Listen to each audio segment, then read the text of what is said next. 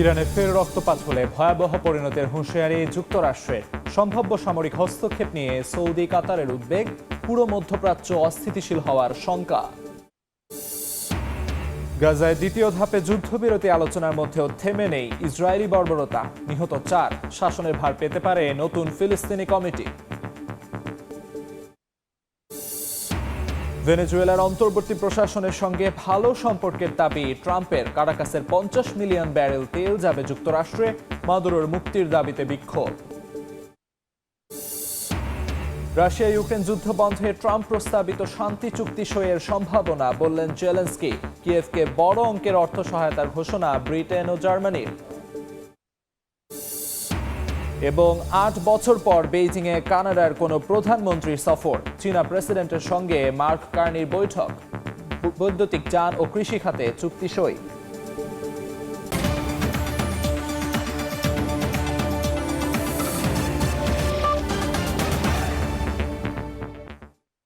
আন্তর্জাতিক সময়ের সঙ্গে আছি আমি আমিরুল ইসলাম আলিফ। ইরানে নতুন করে রক্তপাত হলে ভয়াবহ পরিণতির সতর্কবার্তা দিয়েছে যুক্তরাষ্ট্র। সৌদি আরব ও কাতারের আশঙ্কা, তেহরানে হামলা হলে পুরো মধ্যপ্রাচ্য অস্থিতিশীল হয়ে পড়বে। এদিকে ইরানে চলমান সরকার বিরোধী আন্দোলনের প্রতি সংহতি জানিয়ে ইতালির রোমে বিক্ষোভ হয়েছে। ইরানের সরকার বিরোধী বিক্ষোভ দমনে সহিংস অভিযানের পর পরিস্থিতি কিছুটা শান্ত হয়েছে বলে জানিয়েছে মানবাধিকার সংগঠন ও স্থানীয় বাসিন্দারা। তবে নতুন করে রক্তপাত হলে গুরুতর পরিণতি হবে এমন সতর্কতা বজায় রেখেছে যুক্তরাষ্ট্র। স্থানীয় সময় শুক্রবার হোয়াইট হাউসের সাউথ লনে সাংবাদিকদের সঙ্গে কথা বলেন মার্কিন প্রেসিডেন্ট ডোনাল্ড ট্রাম্প। এ সময় ইরানের সামরিক হামলা কেন এড়িয়েছেন এমন প্রশ্নে বলেন, সিদ্ধান্তটি তিনি নিজেই নিয়েছেন। কেউ আমাকে রাজি করায়নি, আমি নিজেই সিদ্ধান্ত নিয়েছি। গতকাল 800-র বেশি ফাঁসির পরিকল্পনা ছিল, কিন্তু কাউকে ফাঁসি দেওয়া হয়নি। ফাঁসিগুলো বাতিল করা হয়েছে। বিষয়টি আমার সিদ্ধান্তে বড় প্রভাব ফেলেছে।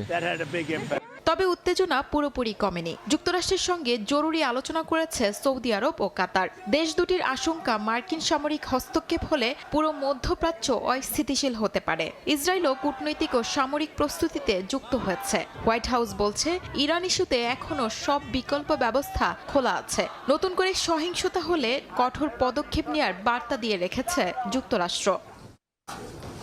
খামেনি যুগের অবসানে বিশ্ববাসীকে বিক্ষোভকারীদের সহায়তার আহ্বান জানিয়েছেন ইরানের শেষ রাজা শাহর ছেলে রেজা পাহলভি। শুক্রবার ওয়াশিংটনে সংবাদ সম্মেলনে বিপ্লবী গার্ডের ওপর সার্জিক্যাল স্ট্রাইক করতে যুক্তরাষ্ট্রের প্রতি আহ্বান জানান তিনি। এতে আরও প্রাণহানি আটকানো যাবে বলে দাবি করেন রেজা। এ সময় ইরানে ফিরে সংবিধান পরিবর্তন করার ঘোষণাও দেন তিনি।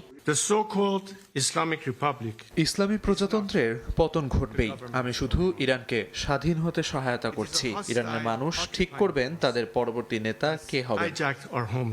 এদিকে ইরানের চলমান সরকার বিরোধী আন্দোলনের প্রতি সংহতি জানাতে ইতালি রাজধানীর রোমে বিক্ষোভ করেছেন মানবাধিকার কর্মী ও প্রতিবাদকারীরা। শুক্রবার রোমে সিটি হলের সামনে জড়ো হয়ে ইরানের জনগণের প্রতি সমর্থন জানান এবং শাসন ব্যবস্থার অবসানের দাবি তোলেন তারা। এ সময় কয়েকজন বিক্ষোভকারী রেজা পাহলভির প্রতি সমর্থন জানিয়ে প্ল্যাকার্ড প্রদর্শন করেন।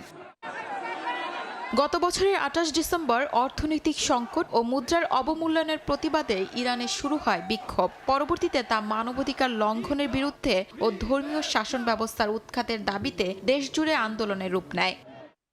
শিউলি রোজা, সময় সংবাদ। গাজায় দ্বিতীয় ধাপে যুদ্ধবিরতি আলোচনার মধ্যেও থেমে নেই ইসরায়েলি বাহিনীর বর্বরতা। উপত্যকায় দখলদারদের হামলায় অন্তত 4 ফিলিস্তিনি নিহত হয়েছেন। এর মধ্যেই মিশরের কায়রোতে বৈঠক করেছে নতুন ফিলিস্তিনি কমিটি। গাজা শাসনের ভার এ কমিটির ওপরেই দেয়া হতে পারে বলে ধারণা করা হচ্ছে। এদিকে যুদ্ধবিরতির দ্বিতীয় ধাপে বেশ কিছু জটিল বিষয় মোকাবিলা করতে হবে বলে মনে করছেন বিশ্লেষকরা। একদিকে দ্বিতীয় ধাপে যুদ্ধবিরতি আলোচনা, অন্যদিকে ইসরায়েলি বাহিনীর হামলায় কেঁপে উঠছে গাজা উপত্যকা। দেইর আল বালাহ এলাকায় আবাসিক ভবনে হামলা চালিয়ে সম্পূর্ণ গুড়িয়ে দিয়েছে দখলদাররা। হাসপাতাল কর্তৃপক্ষ জানায়, হামলায় বেশ কয়েকজন হতাহত হয়েছেন। এর মধ্যেই গাজা ধাপ শুরুর ঘোষণা দিয়েছে যুক্তরাষ্ট্র।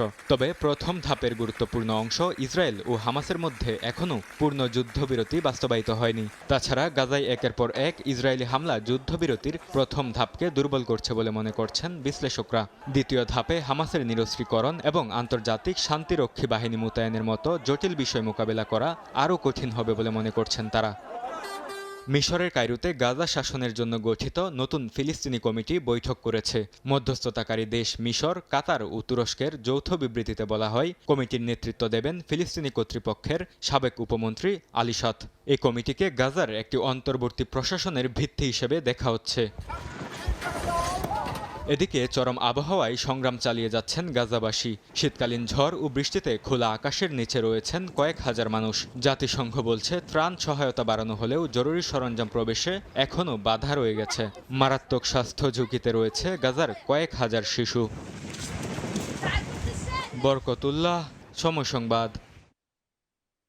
সিরিয়ার আলেপ্পোয় কুর্দি নেতৃত্বাধীন বাহিনী এসডিএফ এর সঙ্গে বৈঠক করেছে যুক্তরাষ্ট্র নেতৃত্বাধীন আন্তর্জাতিক একটি প্রতিনিধি দল। একই সময় উত্তর ও পূর্বাঞ্চলে কুর্দি নিয়ন্ত্রিত এলাকায় সামরিক অভিযানের প্রস্তুতি নিচ্ছে দামেস্ক। পারস্পরিক সমঝোতা ব্যর্থ হলে পূর্ণমাত্রার অভিযানের হুঁশিয়ারি দিয়েছে সিরীয় সেনাবাহিনী। বেসামরিক নাগরিকদের সরকার নিয়ন্ত্রিত এলাকায় যাওয়ার জন্য মানবিক করিডর খোলার নির্দেশ দিয়েছে সরকারি বাহিনী।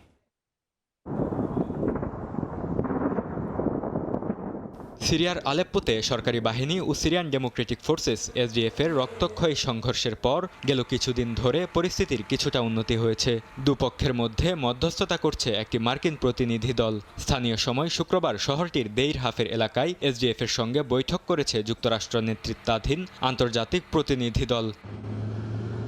সিরিয়ার শীর্ষ সামরিক কর্মকর্তা বার্তা সংস্থা রয়টার্সকে জানান, উত্তর ও পূর্বাঞ্চলে কুর্দি নিয়ন্ত্রিত এলাকায় আরও বড় পরিসরে অভিযান চালানো হতে পারে। সমঝোতার চেষ্টা ব্যর্থ হলে আলেপ্পোর উত্তরাঞ্চল ও পূর্বের দের এজ্জুর প্রদেশে অন্তত 5টি ভাগে সেনা অভিযানের ইঙ্গিত দেন তিনি।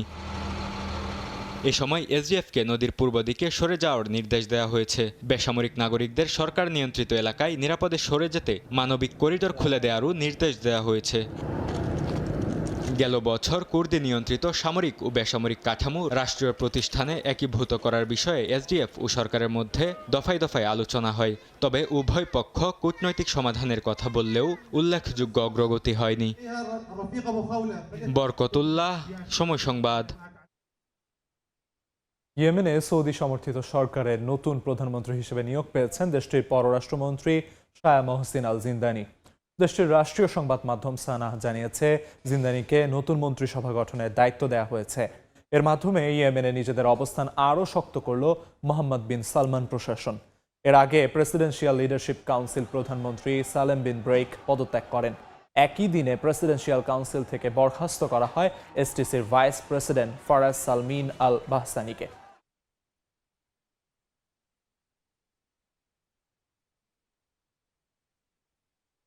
ভেনেজুয়েলার অন্তর্বর্তী নেতাদের সঙ্গে ভালো সম্পর্ক রয়েছে বলে দাবি করেছেন মার্কিন প্রেসিডেন্ট ডোনাল্ড ট্রাম্প। স্থানীয় সময় শুক্রবার ফ্লোরিডায় এক অনুষ্ঠানে ট্রাম্প জানান, দেশটি থেকে 50 মিলিয়ন ব্যারেল তেল আসছে যুক্তরাষ্ট্রে।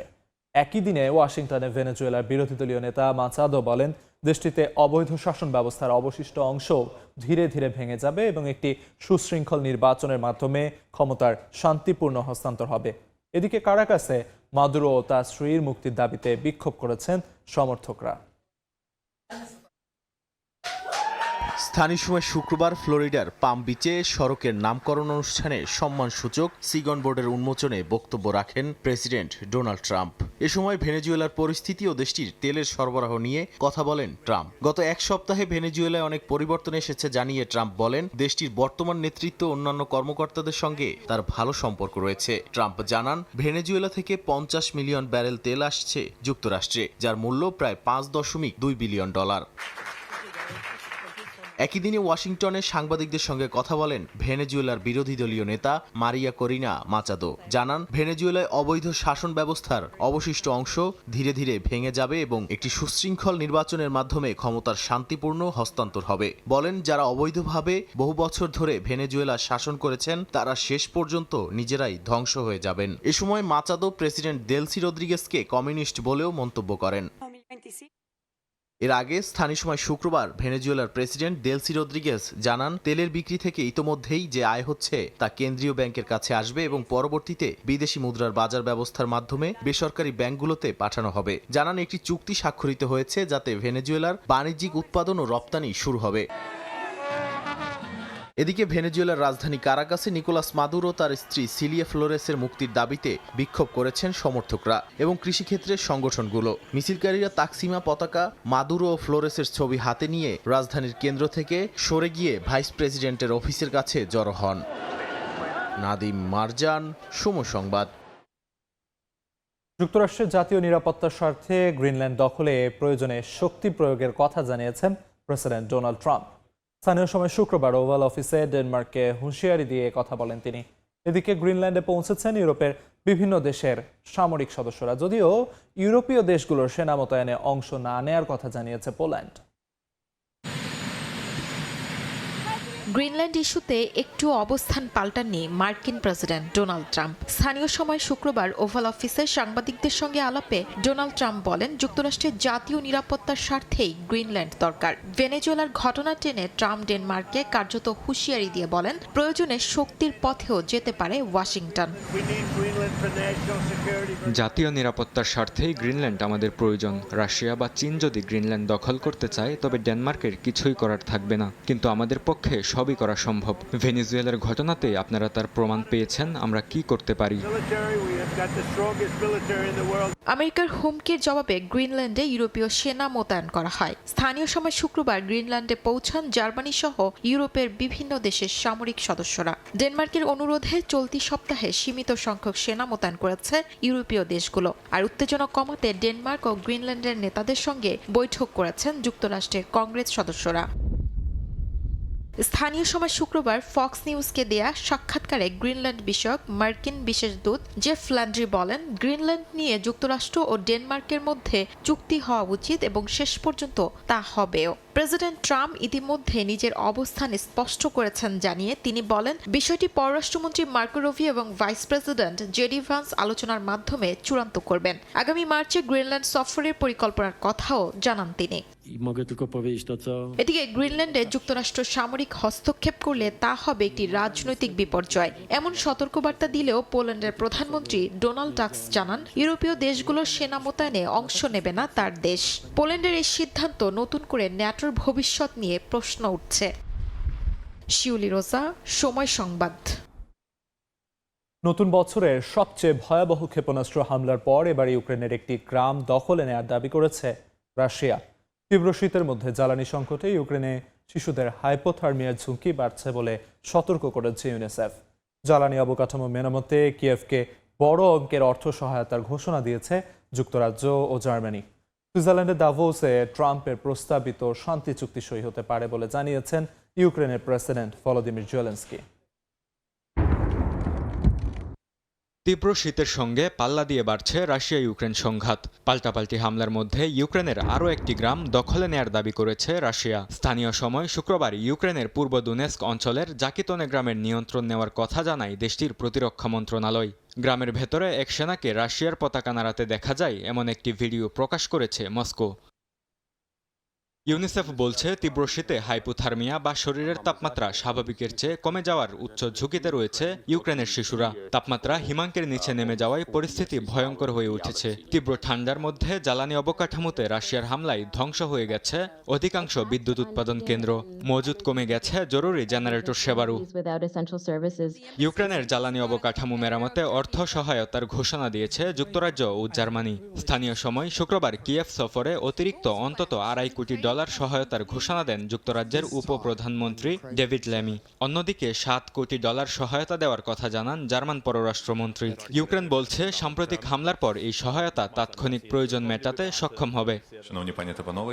ইউক্রেনের প্রেসিডেন্ট ভলোদিমির জেলেনস্কি জানান, নিরাপত্তা নিশ্চয়তা ও যুদ্ধ পরবর্তী পুনর্গঠন নিয়ে আলোচনার জন্য যুক্তরাষ্ট্রে যাচ্ছে ইউক্রেনের প্রতিনিধি দল। শর্তে ঐকমত্য হলে আগামী সপ্তাহে দুবেসে ওয়ার্ল্ড ইকোনমিক ফোরামের ফাঁকে ডোনাল্ড ট্রাম্প প্রস্তাবিত শান্তি চুক্তি সই হতে পারে বলে জানান তিনি। বরকতুল্লাহ, সময় সংবাদ। আন্তর্জাতিক সময় আরও থাকছে, আইসিজিতে রোহিঙ্গা গণহত্যার অভিযোগ প্রত্যাখ্যান মিয়ানমারের। বৈধ সামরিক অভিযানের দাবি জান্তার। গাজা ইস্যুতে দক্ষিণ আফ্রিকার করা মামলার প্রভাবে শঙ্কা।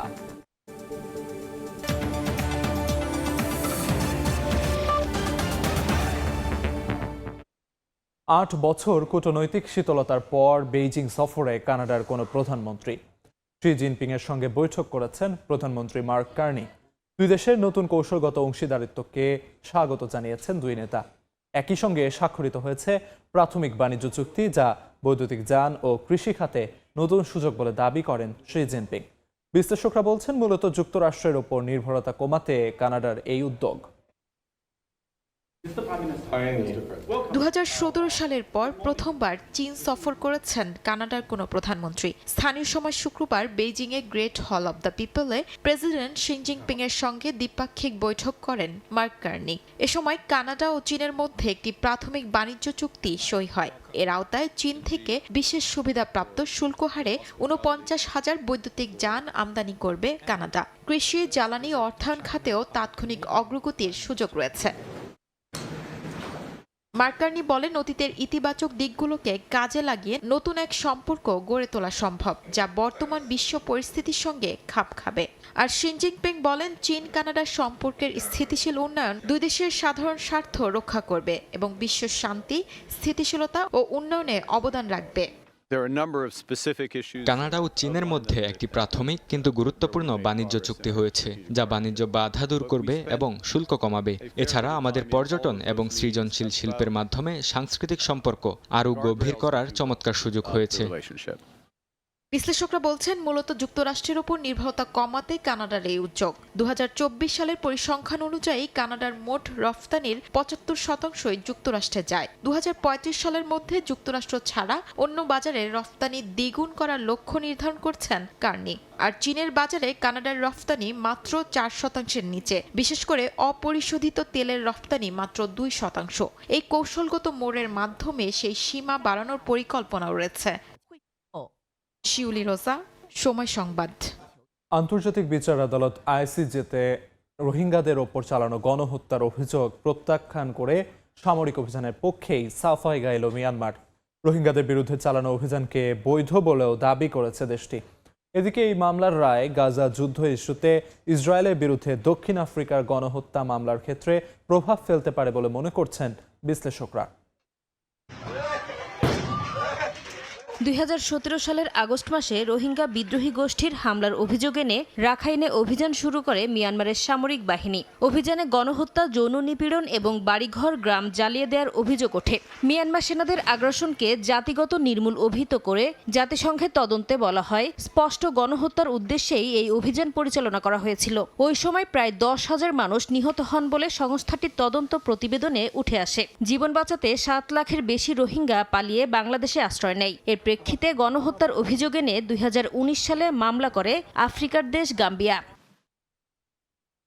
আন্তর্জাতিক বিচার আদালত আইসিজেতে চলছে সেই মামলার শুনানি। শুক্রবার অভিযানের পক্ষে সাফাই গেয়ে রোহিঙ্গাদের বিরুদ্ধে অভিযানকে গণহত্যা বলা যায় না বলে দাবি করেন মিয়ানমারের প্রতিনিধি কোকো হ্লাইং।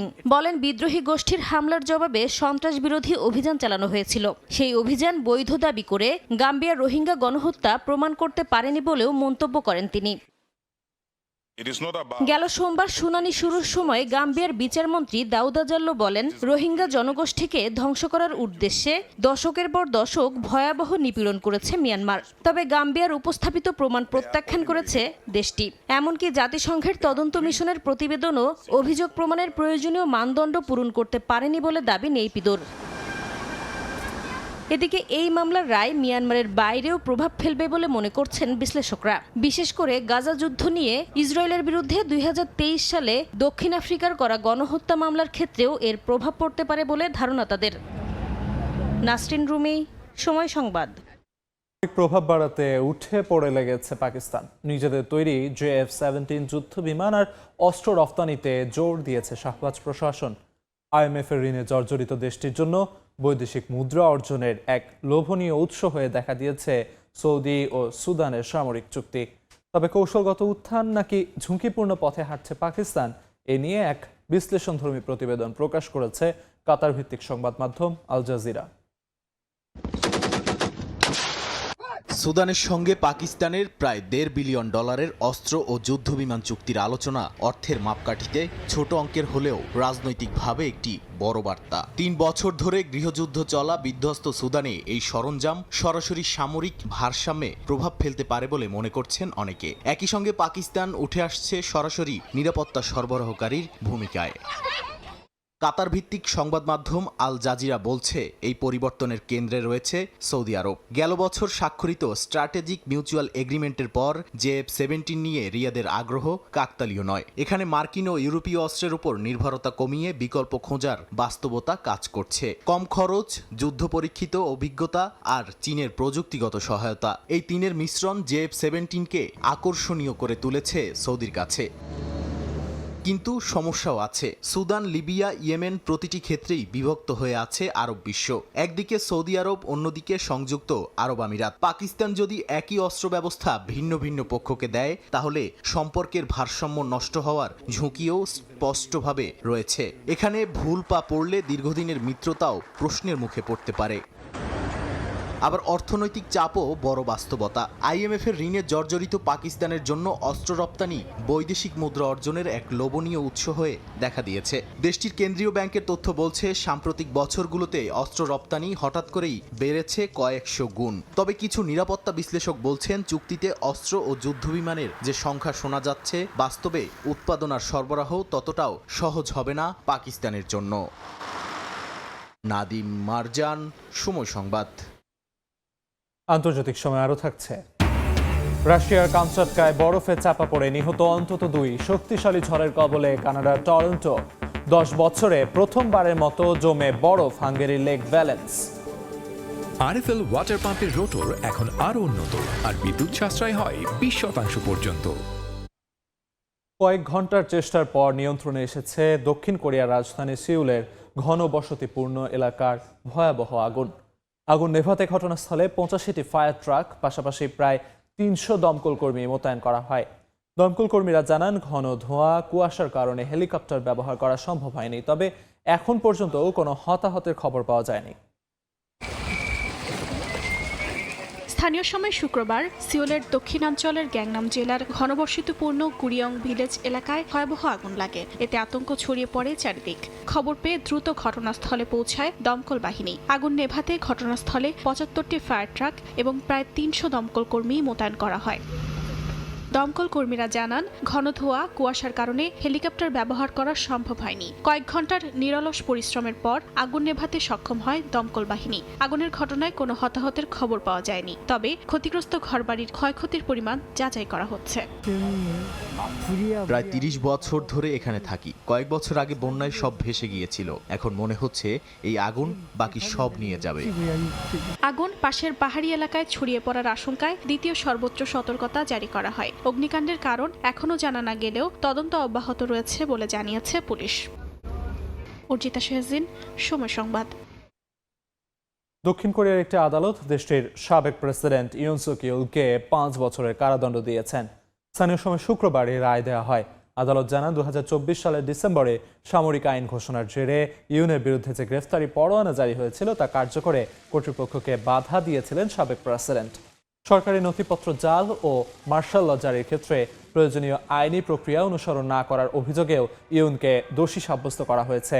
জরুরি আইন জারির চেষ্টার পর ক্ষমতাচ্যুত হওয়া ইউলের বিরুদ্ধে এটি প্রথম কোনো রায়।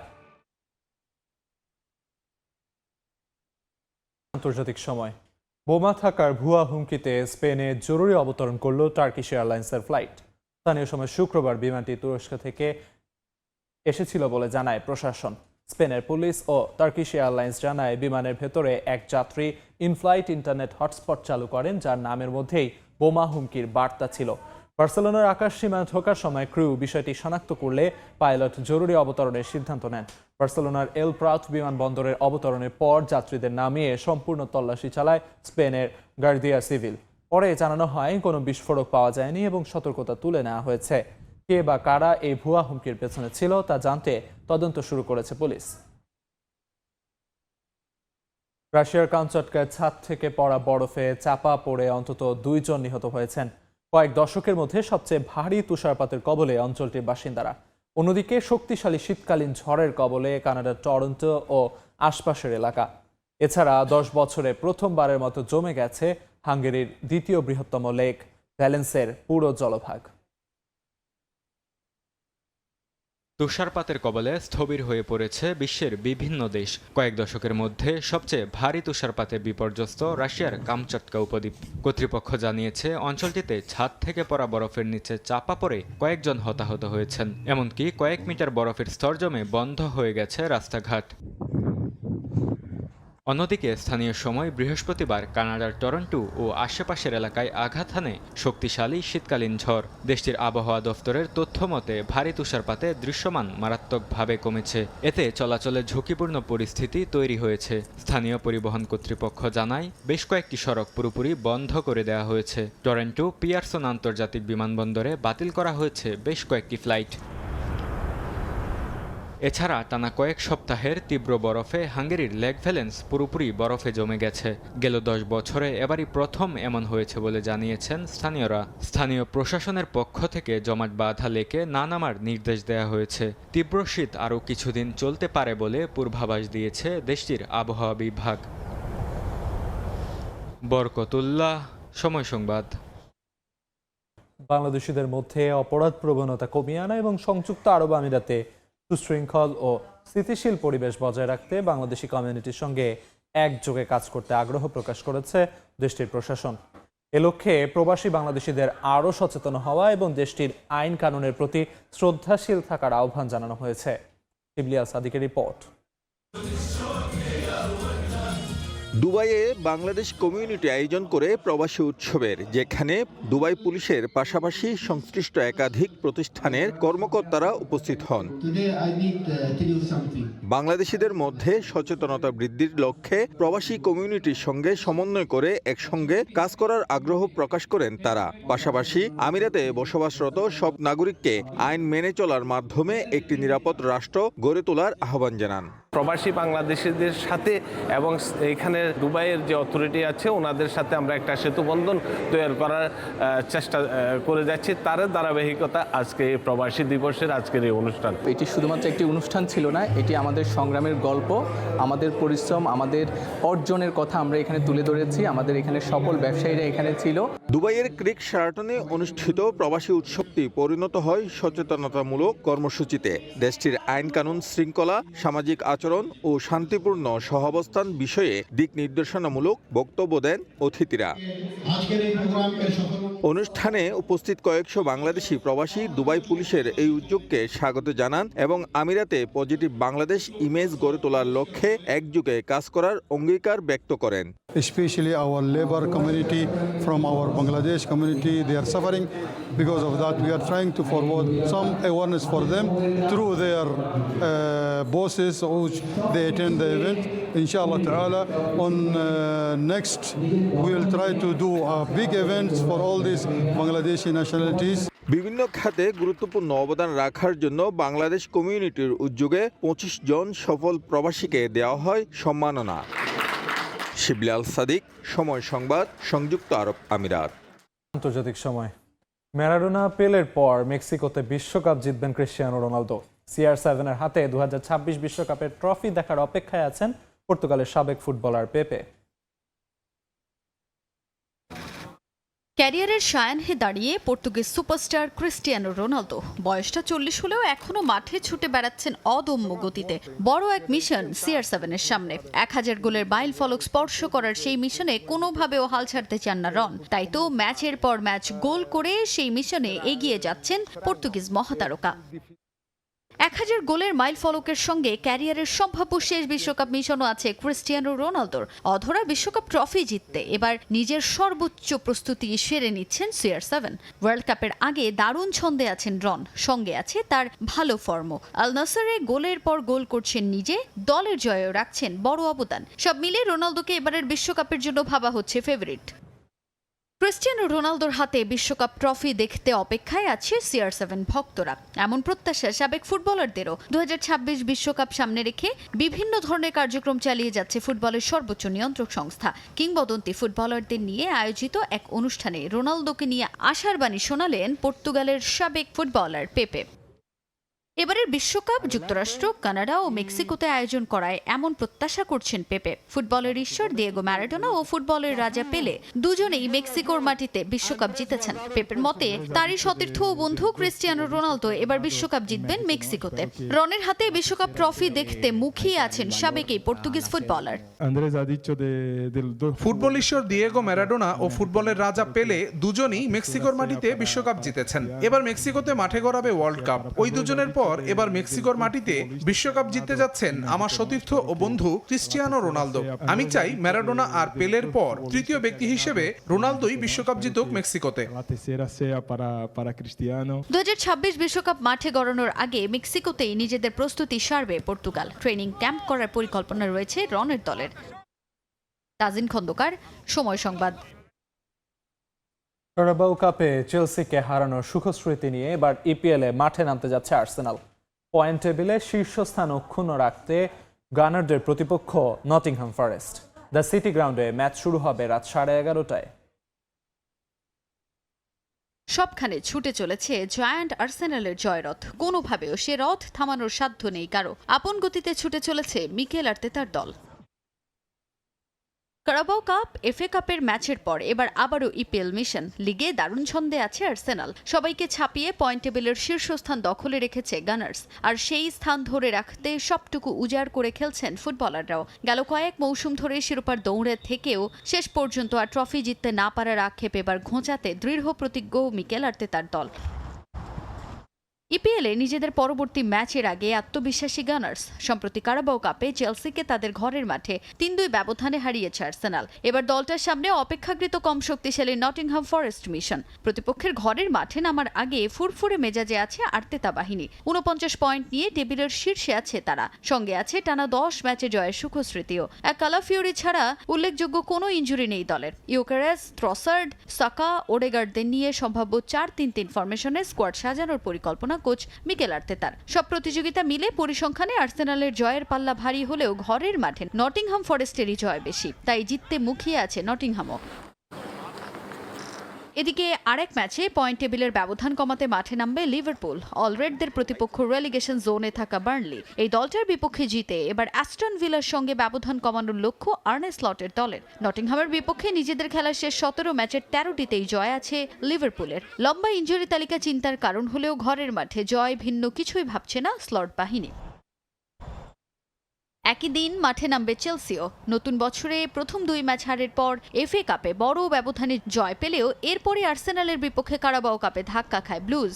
এবার ইপিএলে ঘুরে দাঁড়াতে চায় লিয়াম রজেনিয়রের দল। পয়েন্ট টেবিলের 5-এ থাকা ব্রেন্টফোর্ডের বিপক্ষে জয়ের লক্ষ্য চেলসির। তবে ব্রেন্টফোর্ডও আছে ভালো ছন্দে। নিজেদের খেলা শেষ 5 ম্যাচের সবকটিতে অপরাজিত তারা। আর চেলসির শেষ 5 ম্যাচের মাত্র 1টিতে জয় আছে। তবে সাম্প্রতিক ছন্দ একপাশে রেখে ঘরের মাঠে জয়ের জন্যই লড়বে ব্লুজ। মুডরিক, পালমার ছাড়া উল্লেখযোগ্য কোনো ইনজুরি না থাকায় পয়েন্ট টেবিলের অবস্থান ভুলে জয়ে চোখ রজেনিয়রের বাহিনীর। তাজিন খন্দকার, সময় সংবাদ। আন্তর্জাতিক সময়ের শীর্ষ সংবাদগুলো জানিয়ে দিচ্ছি আরেকবার। ইরানে ফের রক্তপাত হলে ভয়াবহ পরিণতির হুঁশিয়ারি যুক্তরাষ্ট্রে। সম্ভাব্য সামরিক হস্তক্ষেপ নিয়ে সৌদি, কাতারের উদ্বেগ। পুরো মধ্যপ্রাচ্য অস্থিতিশীল হওয়ার শঙ্কা। গাজায় দ্বিতীয় ধাপে যুদ্ধবিরতি আলোচনার মধ্যেও থেমে নেই ইসরায়েলি বর্বরতা। নিহত 4। শাসনের ভার পেতে পারে নতুন ফিলিস্তিনি কমিটি। এবং ভেনেজুয়েলার অন্তর্বর্তী প্রশাসনের সঙ্গে ভালো সম্পর্কের দাবি ট্রাম্পের। কারাকাসের 50 মিলিয়ন ব্যারেল তেল যাবে যুক্তরাষ্ট্রে। মাদুরোর মুক্তির দাবিতে বিক্ষোভ।